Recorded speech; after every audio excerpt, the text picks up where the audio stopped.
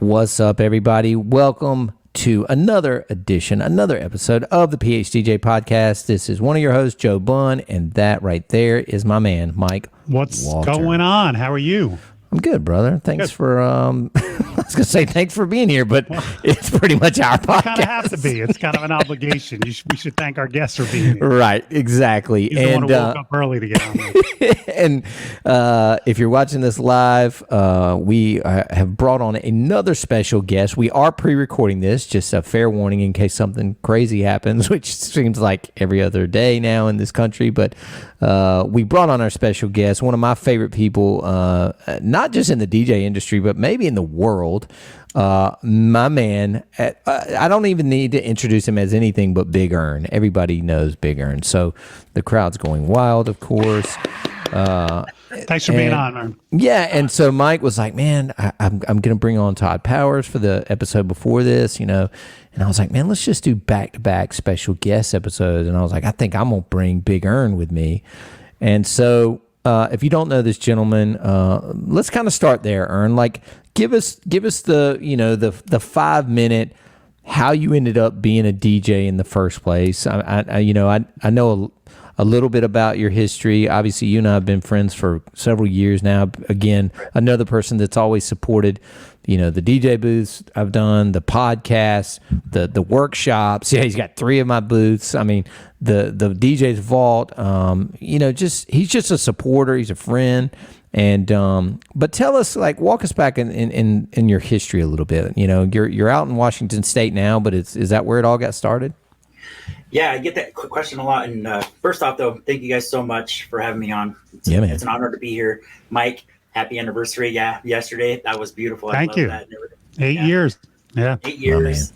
Oh, man. Joe, happy birthday coming up in September. Yes, sir. Yes, he's pre-rolling it into that 50th. Yeah, I get asked that a lot as far as how did Big Ern get to where he is today. Man, it all came to where it all started karaoke. A buddy of mine, I kind of helped him out, with this show, but more so as a supporter. And he got sick one night, and he asked me to fill in. He's like, Ern, you know the stuff. You know how to set it up. You know how to, the crowd already, so it shouldn't be a big deal. And it was like a small little dive bar thing. It wasn't nothing huge. Maybe like 10 singers a night, type deal. Low pressure. Exactly. So I did it. I went in there, had a great time. I get a phone call from my buddy the next day. He's like, so talk to me. How did it go last night? And I told him, I had a blast, Yeah, I tripped up on some stuff, I had some hiccups here and there. But he's like, oh, okay, so overall you had fun. I was like, yeah, I had a great time. He's like, okay, cool. Because I got a phone call from the bar owner, and he flat out said, you sucked. So to never have you back again. Oh, shit. That's not where I thought this story was going. Me either. I thought this was going, they'd rather have you than, wow. And that didn't derail you from, wow. But this is the thing, though. So my buddy is like, Ern, he goes, I know you did something that I asked you to. So you had the confidence to step in. And the people love you. But, just because the people love you doesn't mean that the bar owner's going to love you. Okay, so don't take that to heart. He goes, now you're at a crossroad, okay? I think you can do something like this, or you can keep doing what you're doing. I had my 9-to-5 job. I was happy where I was at. I was just doing this to help out, but I never really considered it a career. What was your 9-to-5 job? I was in sales, like all my life. Since I was 18 years old, I did retail. I did clothing. I did electronics, mainly I don't know if many of you remember Future Shop back in the day. Do you remember that big old electronics store before Best Buy? Yeah, I heard of it. It wasn't out here, but yeah. Yeah, there were more. Which is perfect for your personality. You're such an upbeat and positive guy. Sales is you could probably, what's the saying? You could sell ice to Eskimos. Yeah.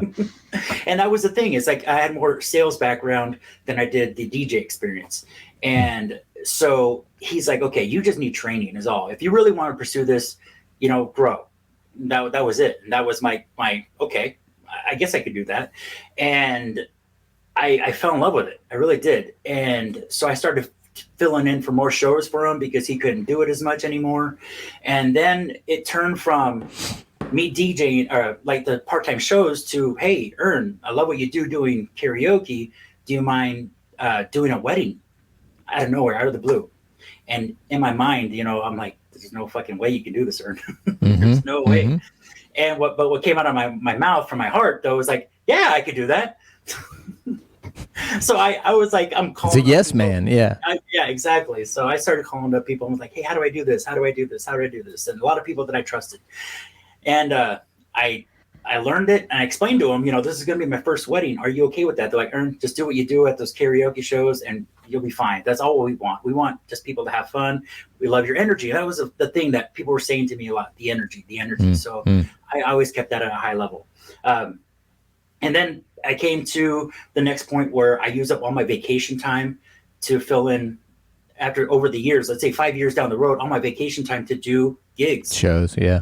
Yeah. So I went from 1 wedding a year to 2 weddings a year to 4 weddings a year. It like doubled and doubled. And I came to that point where another crossroad, like I can really leave my full-time job, which I was happy. I had benefits. I had my 401k. I had all this, It's called stability for most of us. We've never heard of that. Yeah, whenever I hear somebody say that, I say, I'm so glad I never had one of those because I never had a struggle with to leave it. I should give it up or not. Yeah, and me neither. I don't know if I would have been as brave as you. Balls. I huge might have balls. been like, fuck that. I'm staying with the benefits, And that's the thing, though. It's like, if it didn't work that first year, I could go back to it. I could find something. You weren't closing that door and locking it for good. You're right. Yeah. Right. Yeah. In life, right. Fail a few times. Get fired. It's okay because once you get fired, the fear is gone. You're not worried. You're not scared. Great advice, man. Right. Yeah, great advice. I highly recommend failing. What's the saying? What doesn't kill you makes you stronger. So exactly. Yeah, man. Yeah. A little bit of failure, a little tasting of that is not a bad thing. Because the reason why I can laugh at that and say that with confidence from me, 5 years from that point when that one bartender, bar owner said never to have that guy again, he called me up and said, hey, I want your show in my bar. Oh, wow. Yeah. So looking back, Ernie, do you think that bar owner was accurate? Did you suck that first night?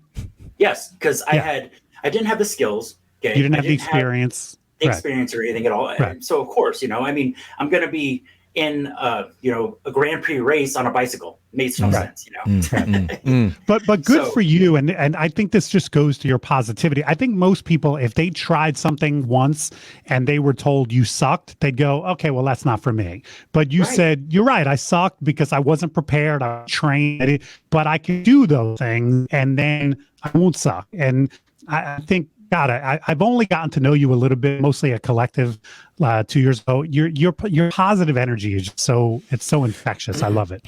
Yeah, and that was kind of what one of the things I wanted to talk a little bit about today. But before I kind of pivot towards that, and again, I was kind of we talk about the collective on here a lot. I mean, I'm super proud of what Brian and Jason and I pulled off. This conference, if you will, of 100 and some DJs in Scottsdale. And again, we're doing it in November of this year. But one of the nights, I think it was the last night, the night before everybody was to go home, I think the conference was pretty much over. This guy, Chad Blackburn from San Diego, sets up all his karaoke in this kind of speakeasy in the hotel, which is super cool. You have to pick up this fake payphone to get buzzed in. Yeah. And so we're all kind of crowded in this bar and I walk in and I was like, I went out to eat and I was so burnt after all the drama and everything from that conference. I was just like, I just want to go to bed. And I was like, but I feel like I need to poke my head in this room and watch some of this karaoke. And Ern is in there ripping it. And I was like, I just never knew that chapter I didn't know he started as a karaoke host, and he's on the mic and he's crushing it. I mean, there's some DJs that can sing. We know Big Daddy can sing. By the way, he left a happy birthday song for my 13-year-old son last week that my son went nuts over. Big Ern can sing. There's a few of us that can sing. You know what I mean? Like really sing, but it's kind of few and far between. I'm a terrible singer. So anyway, I got exposed to Ern singing that night. It was like I just walked into like, what the hell? And the next thing I know, it's 2 a.m. I'm like, Jesus Christ! I just wanted to walk in for a drink. Next thing I know, I'm like doing like Snoop and Dre with Drew Pierce or something. Ern, do you have one signature song with Carrie? Like if you were entering $500, no $5,000. What's the one song you would sing that you'd win? Oh my gosh, I get asked that all the time. What's your song? What's your go-to song? Gosh, it really just, man, it's how my heart is that day. I love ballads. Don't get me wrong, but my go-to song that just me. This is hard. You put him on God, the I guess spot. there's so You many. did. You caught. Most singers have that one song, Yeah, but you have so many. Good for you. Yeah. Man. So Your Joe Bunn, repertoire is deep. Joe Bunn came in on that song at that night. It was Bon Jovi's "I'll Be There for You." That's what it was. That's exactly what it was. It was Bon Jovi. Yeah, I remember him That's coming exactly up. what it was. He's like, "Ern, you're singing fucking Bon Jovi." I was like, yes, bro, do it. The but power ballad. Yes, power ballad. I was just I think a power ballad can be great for a singer. 'Cause they can Absolutely. give you so much room to really, especially if it's got that big finish at the end, you can really stretch it out, man. Yeah. But the big thing, Sing You, and one song that I sing me all the time is "Heaven" by Los Lonely Boys. And not many love people that song. Oh, that's cool. Yeah. Yeah. I love I that sing that song. one. Great song. It's a cocktail hour one for me sometimes. Yes, that is a drop good it in. cocktail bang. Yeah. I like those cocktail hour songs. Yes. Yeah. I'm Yours. Yeah. Jason Mraz is another I fun love one. that I love one. to do. Yeah. I love that song. Even Iz's "Over the Rainbow." I Oh, love singing yeah. that one too. That's Yeah. a great one. Yeah. Okay, so let's talk a little bit about this new-ish platform, Clubhouse, because I want to touch on this briefly, mainly because I feel like you're one of the people in at least the mobile DJ space that's kind of, I'll go so far as to say a regular or even a contributor or even really a starter. So, for example, Ern's been doing a series on Clubhouse, which, if you're not familiar with the platform, it is basically like a live podcast is the best I can explain it. You don't have to show your face. You can pop in and out of conversations. You can ask to jump up on the stage and talk about the topic, or you can just sit in the background and listen. And Ern kind of started this series of like Twitch royalty. In other words, DJs that we know and he knows that are, friends of ours, acquaintances. You would probably know everybody he's had on that have been streaming throughout this quarantine. And so I guess my first question, is one, what made you want to do that? And two, do you feel like it's helped, if nothing else, your personal brand or your exposure or your notoriety even? Like kind of walk us through what made you want to do that, because it's a commitment. You make the graphic, you book the guests, you lead the room. Like it's not you just showing up. Right. Thank you, Joe, for that plug on that. Yeah, man. Twitch DJ royalty. I just noticed that there's a whole another audience when it comes to Twitch, and it can be intimidating, especially for somebody that sees what a DJ puts into it, their setup, their presentation. And I ask those questions like I do on the show on Clubhouse. And for those that, don't know what Clubhouse is, it's an iOS app. It's something that you can only do through Apple. So if you want to join, it is free. Just get on Apple, get an iPad, something like that. But Twitch DJ royalty is about people that have either been in it, for a while, or just did it starting in quarantine to do their shows, or have just freshly started. Like, Arlie's a great example. Sure. I didn't know Arlie until you streamed, did your sesh, and then you had Arlie on there open for you. I didn't know him either. I happened to go down to South Carolina to look at some equipment with Justin Reed and his crew, and he was in the warehouse on one of my DJ booths playing, and I go, who is this kid? And he was like, he works for me. I was like, Jesus, he's going to be on the Vault stream next week then. And just, killing it. Huge shout out to Justin Reed and Arlie as well. Harley Hendrick. Gosh, man, he blew me out of the water on that. Sure. I was like, dang, this guy is damn good. So I reached out to him, just like I do with everybody else. I'm like, hey, I saw you stream on Twitch. I know you mentioned that this is like your first time, because he was excited that he had like 50 people. Yeah, right. He's like, holy shit, I got 50 people watching me. For any DJ, even now at this point, would love to have, just 50 people dedicated watching you. Yeah, absolutely. This late in the quarantine, absolutely. Right. And by the way, welcome to day 2 of the quarantine, everybody. So, But yeah, and that's what the whole point of the show is. It's not about the whole making money aspect. There's possibilities of doing that, but it's more so the influence. It's more so the inspiration that people get from DJs on there. I love that I could take Twitch on the road on my phone, and even though I don't have the video, I can put it on audio only. I could have my favorite DJs, my buddy DJs who are DJing live at that point in time on the road and listen to them in my vehicle. I love the fact that it's one of those apps that it's one of those that if I close it out, it's still like I can look at other things on my phone while I'm listening and watching Twitch. Yes. Which I love that. I mean, one of our DJs is he goes on Twitch multiple times a week. And if I'm free and I get the email, I'll pop on it, but it doesn't mean my phone is now frozen. I can do other things. It's right. Yeah, it's super cool. So are you on Twitch often, Ern? So I don't stream a whole lot right now, just with everything that's kind of been going on. I like to have maybe some consistency, but everybody's been telling me, Ern, just get on when you can. Just jump on there. Just do something. It's not a matter of like being consistent right now. It's just getting on there. And I did initially, like when quarantine started, I tried to do the Facebook thing. I tried to do the Instagram as well. We all found out what the hell we all did. Yeah. Major frustration. Exactly. So then I jumped on Twitch, and I mean, I felt like I had a pretty good setup, but it wasn't a matter of like the setup and doing it. It's just a matter of like the consistency. It's like, okay, when do I promote it? When do I not? Do I just jump on? And I did. I just kind of jumped on here and there. But now more so, I go on to support everybody else that's out there. You know, I'll go on those raid trains and I'll pop on, you know, I'll drop. I think I tallied it up, Joe, from that night. Jesus. Do I want to talk about this? No, don't say. I think I dropped, I think 25 subscriptions and 30,000 bits. So I'm new to that. Is that actual? It's real money. It's real money. And I was like, is he drinking? What's going on the West Coast right now? What does 30,000 bits cost you? Okay.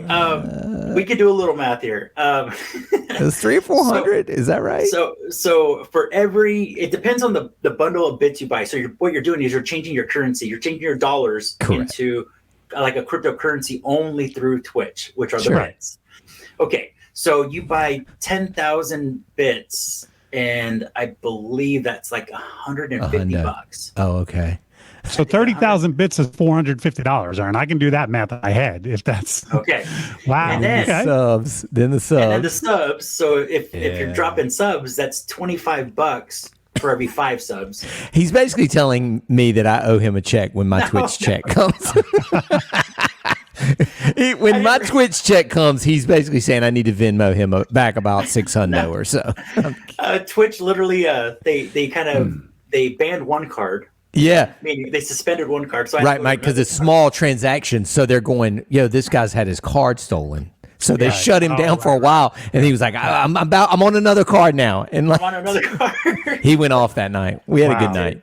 It was a fantastic night, though. It really was. It was so Mike. It was so well like funded, and that's how Twitch makes money. Obviously, you know they're taking a portion of this money that we got. The algorithm put us on the home page of Twitch. So then we went from 100 to 200 to 600 to 1,400 people watching this stream. And it was bananas. Like, we were going crazy. I'm just on the mic. Half the time I'm just screaming, there's 1,400 people here.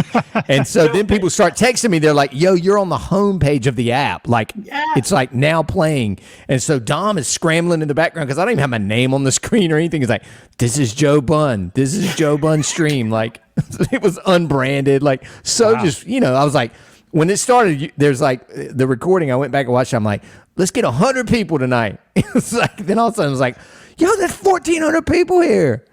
It was nuts. Yeah. Anyway, real quick before we wrap up, Ern, I feel like just in terms of the year we've all had, and the people, there's been two sides of the fence. There's been the educators and the stay positives and the we're going to make it out of this, which I feel like everybody in this room has been. And then there's been the I had to wrap it up, or this is bullshit, or this is fake, or this is, this is a conspiracy theory, or whatever side of the fence people fell on. But you've always been kind of the shining light, a positive person. I get out of bed every morning, and do we all have bad days? Yeah, you can admit that. I'll admit that. But at the end of the day, what you've broadcast or what you've portrayed is the positive stuff, the things that are good.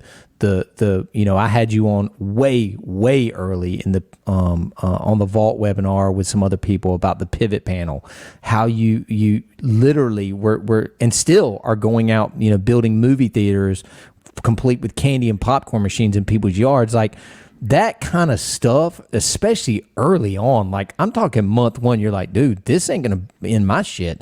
Like, I'm gonna go out there and I'm gonna grind and hustle, and I've got this inflatable screen and this projector. He was now up to 3 of these. I mean, he was all over Western United States building these movie theaters for people, saving people's birthday parties and anniversaries, building these outdoor theaters. So just kind of tell us, to summarize, what keeps you positive, or what made you choose that path, I guess, maybe a better way to answer. A lot of it, a lot of it came to just knowing that we all want to party. We all want to make people happy. That's the biggest thing about being an entertainer.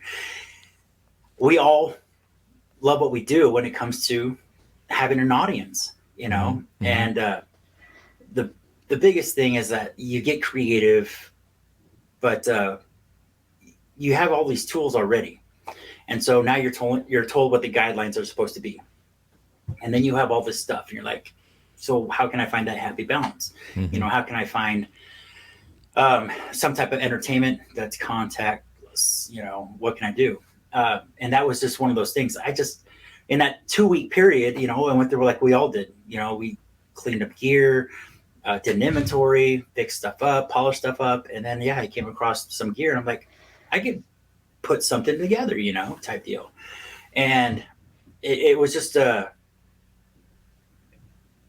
it was never like sitting there like looking out the window going, what am I going to do? What am I going to do? What am I going to do? It was just always staying busy and putting yourself around those positive people. I reached out to vendors. I reached out to other people that are in the business as well, and we were always in the mix, trying to figure stuff out. What's going on? But never, right? but I stayed away from the doomsdayers. I really stayed away from those people, the negative people. You had to put those people aside, because if you fall down that rabbit hole, it is so easy to get stuck out into that. And you get that fear built into you. So rather than getting that fear and not doing anything, I kind of rechanneled it and just into something more positive. Now, there were things that, I failed many times over last year, through all kinds of stuff, business wise, mentally wise, physically wise, relationship wise. There was just so much that, I failed in, but quitting was never an option. Quitting was never an option. Did I ever consider going back to a regular full-time job last year? Yeah, I did. I mean, honestly, I could have just said, I'm going to hang up my hat for now. I'm going to go into something more stable, type deal. Sure. But if I didn't pull the trigger on things that I did last year, in fact, there was some shit that I should have pulled the trigger on earlier. Sure. Oh man, I'd even be better right now. So did I recoup a lot of what I lost last year? I recouped some. Enough to maintain the business. Sure, same, right. But man, I there's just some stuff that I'm kicking myself in the ass for that I didn't do. I think we all, 6 months coulda, shoulda, woulda. I mean, right. I'm the king of what ifs. I call myself that all the time. All the stories I've had and all the meetings I've had that didn't go anywhere. And I think once we get a little older, we kind of brush those things under the rug, and we keep it moving and realize we made it. Like I've had talks with DJs before, and they're like, man, I should be playing at this club, and I should be playing in Vegas and this. And I'm like, dude, look at what you got though. Like they're like, I'm like, you made it. You are successful. You know what I mean? Like that. Those people are in the 1/2 of 1%. Like, you know what I mean? Like it's just you're making a living doing DJing. Like this is, you did make it. Like don't, Right. you're beating yourself up over, not playing at Omni in Vegas. It's just silly. You know what I mean? So, And it's a matter of expanding your business, though. Sure. So as what happened last year, we learned that it can be gone in an instant. yeah, right. And if you don't have, other channels of income coming in, like during the week, yeah, I had bar gigs. Yep. Yeah, I had private gigs, Yep. but they was all related to DJ. DJ, right. Right. So when all that's gone and said and done, what else do you have left? So now what I have in place, I've got movies lined up now for this year. I did over 150 last year. So if people were wondering, That's awesome. yeah, 150 of them in that short period of time. Yeah. And then now this year rolling in this weekend, I've got movies set up. Yeah. So when that extra, $1,000, $1,200, $1,500, just some bar gigs gets replaced now by movies, Sure. I'm like, okay, I set up earlier. Yeah, I was about to say you get home at like 10 instead of 2:30. Right. I get home earlier. Yep. And it's throughout the week. Is this going to go away? What's happening right now with the whole, I hate saying the P word, but you know what I mean? Mm-hmm. It's not going to go anytime soon. It's going to be gradual. Like this year is going to be gradual getting back into things. I agree. You're going to have those gung-ho people, but I still have people wanting to book this service. Sure. Okay? Sure. And I'm happy to do it. Absolutely. And Wow. the families love it too, to the point where like I've had dads come up to me like, dude, you made me a superhero. You made me a rock You star saved for my it. kids." That's what I was saying. Yeah. You saved so many events, man. Like, things that, I look back on last year, any of the birthday parties we had, Easter, any of that stuff, it wasn't good, man. I know Joe you contacted me too. You're like, Ern, talk to me about this setup. Yeah, well, I did. Absolutely. I was like, what do I need to do to get into this? Because I have none of the pieces other than the speakers. Like, man, you had dude. the sound system and everything. Yeah. This has been good, man. We'll definitely have to do this again, man. And I just wanted to have you on and kind of give a little ray of light, talk a little bit about Twitch, talk a little bit about Clubhouse. If you guys aren't on those platforms, it's not too late. And again, it's never too late to keep your brand out there on either one of those things. You don't have to necessarily lead a room, but go try out Clubhouse. I got invited to Clubhouse and I've downloaded it, but I just haven't tested it out yet. So I'll have to do that. I'll have to look for you and play around with it. Be careful.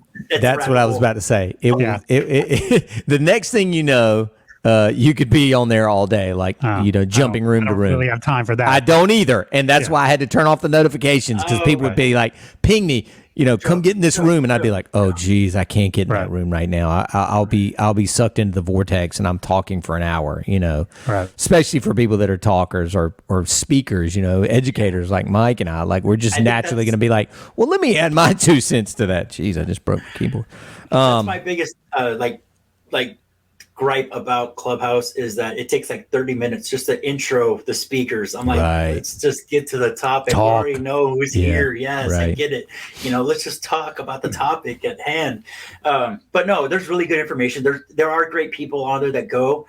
And as far as what I do on Clubhouse, it's really celebrate those people on Twitch, through Twitch DJ Royalty, that like I said, inspire, that go on there and just showcase who they are really, whether it's DJing or it's a talk show or whether they're cooking or if it's in real life, if they're just walking around just saying, hey, hang out with me. That's it. I love it, man. That's the whole moral of this episode, man. Positivity and just keeping on spreading the love and getting through this together, man. So we appreciate everybody watching live. We appreciate everybody that listens every week. Thank you guys so much. Again, these guest episodes were pre-recorded. So if we miss something in the music world or in the wild west that we live in these days. Can I give a big shout out to the big people more than anything? I'm not going to cry. Okay, don't do it. He gets emotional. I love this big man.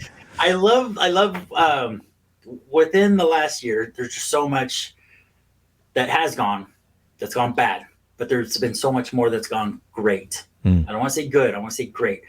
Mike, Joe, both of you, amazing. I love you guys. Absolutely. I just love what you guys do on a daily, whether it's personal, whether it's business. Mike saying, I got a wedding to do. I got 2 weddings to do today. I love that. Yes, let's keep that going. Joe, you're going strong too as well. I love the inspiration. your passion for cars and your passion for shoes. I'm passionate about my cars too. Yes, he is. And then 2 other people. Big shout out to Gabe Warzaro and Mike Villa. I've been a part of their master of the level class, and during this pandemic. And man, me as a 21-year veteran in the biz. I'm still learning. Still learning. Yep. Still too, learning. Man. I mean, if you're just starting, great, but reach out to these experts that have been in the business. And we're all here to support each other. This is a fantastic community through the DJ's Vault. Maybe I'm trying to inspire, but if the PHDJ the workshop comes back, if it comes I'll back, never say never. Right. Yeah, exactly. That has been a huge catalyst in my business. So awesome, man. Thank you so much for saying, man. That means a lot. Absolutely, it does, man. The book, yeah. Yes. Thank you. You got to have this book. You got to have this book. DJMikeWalter.com. DJMikeWalter.com. For those listening and not watching, That's he's right. holding up my On the State and Music book, which is available on thestateandmusic.com. Thank you, Ern. Yes. Thank you guys so much for watching and listening, and we appreciate you all, and we will be back soon with another episode. Thank Ciao. you guys.